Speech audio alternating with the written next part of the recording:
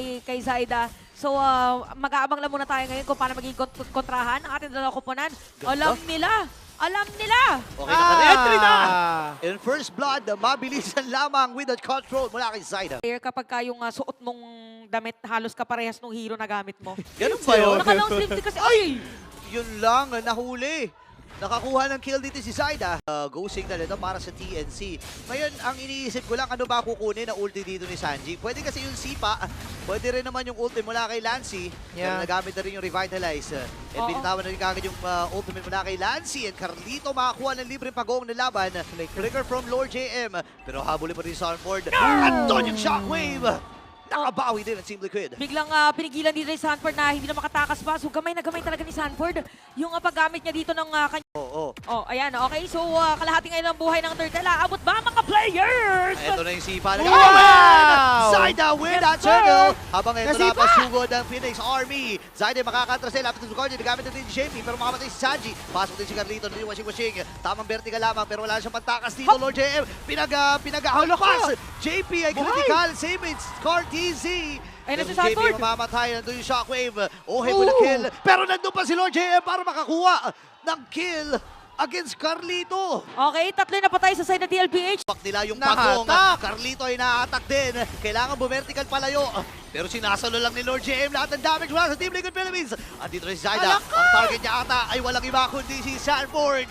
Pero si Lord JM ako ng kill. Oo, mainit. Mainit si Kuya Zaida. Yun. Na, flag ceremony na. Ayan na. Magpa-flag ceremony Na ulit Sipa. sa may middle lane. Pero Sipa! Si Yawi ata magiging target nila. Hindi makakasipa si Yawi dito. Habang si JP makakabot of the Guardian. At dito si Zaida with the cables. Atras muna sila dito. Nagamit na rin kagad yung back fees mula kay ng Team Liquid. Yung paraan na gusto nila. Ayan, kagaya binalikan, ng binalikan. mga cable. Op. Pero makakaiwas nga ba? Andun yung pag-shot, yung pag-dash mula kay Oheb.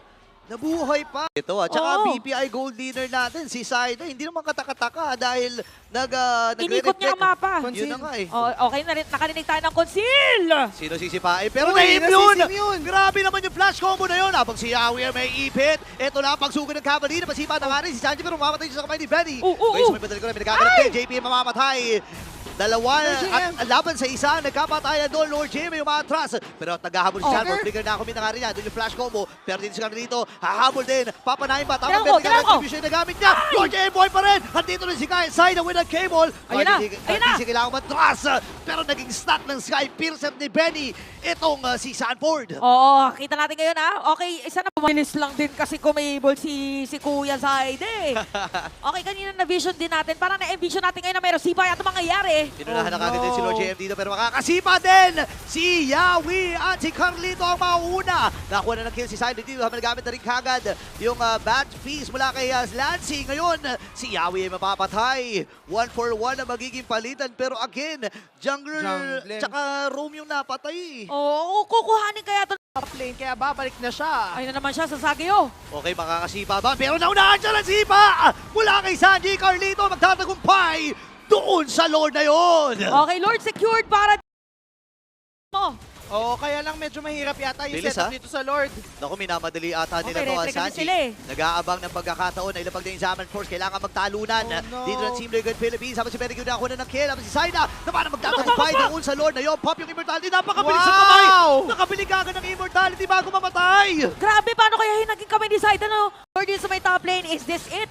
Para sa TNC, sabi ni Auntie kaya naman depensahan. Papayagan ba ng TNC or hindi na? Ang sakit ng mga pokes doon habang pumasok na rin si Sanford pero pinulutan siya ng TNC Pro Team. At ako na rin Torres yung ibang map. Ito Guardian, nagamit na kagad ni JP para na maka-atras. At dito na yung Zaman Force. Sumasayaw! Kay Oheb, nagsasayaw na against 4. Benny nakasurvive pa. Pero matutunan natin si Yawi dito. Nandito na kagad si Zaida. Makakapatay. Benny pa yung emo. Pero si Zaida ang tatapos yung laban na yun. Kailangan magkakasin Team Liquid Philippines. Pero sabi ni Carl hindi. Walang atras sa pamilya ko. Walang Zaida. Pagkukuha natin. Pero mabubuhay pa rin itong jungler na ito. Matibay na rin. Ayun na, meron ko sila. Nakaready sila ngayon. Lord JM, naka-vision din. I-reset ba nila yung Lord? Kakapitan! Nako, 12K yung buhay ng Lord na yun. Ngayon, unahan nila kagad si Yawi. Pero si Lancy! Lancy will secure that Lord. Atrasa mo lang Team Liquid. Pero si Sanford! Sanford kaya umatras. Flicker na gamit na nga rin niya.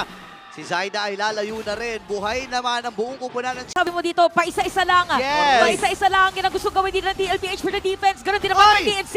Oh no, patay kagad si JP dito pero Immortality na pa pero not for long kasi Correct. nakuha na siya ni Benny Cutie dito. Habang pa-cable lang si Zaida, double kill para dito sa Bagyo. Na si Hindi! Benny Cutie at i-extend nila itong ser na ito. TNC ang magwawagi.